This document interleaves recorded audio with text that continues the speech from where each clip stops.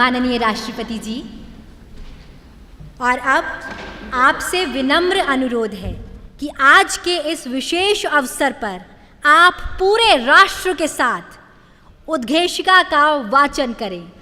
Now we all will read the preamble led by honourable president ma'am.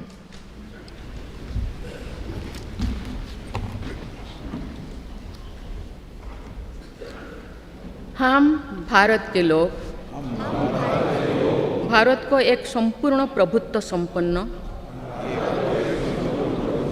सामाजिक पंथनिरपेक्ष लोकतंत्रात्मक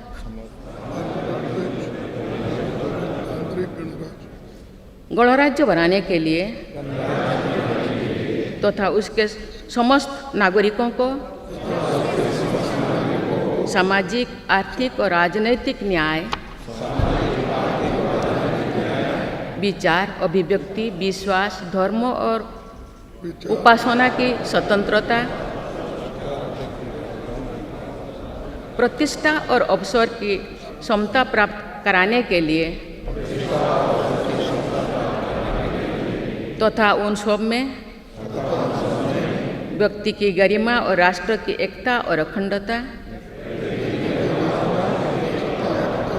सुनिश्चित करने वाली बंधुता बढ़ाने के लिए दृढ़ संकल्प होकर अपनी इस संविधान सभा में आज तारीख 26 नवंबर 1949 ईस्वी को एतद्द्वारा इस संविधान को अंगीकृत, अधिनियमित और आत्मार्पित करते हैं।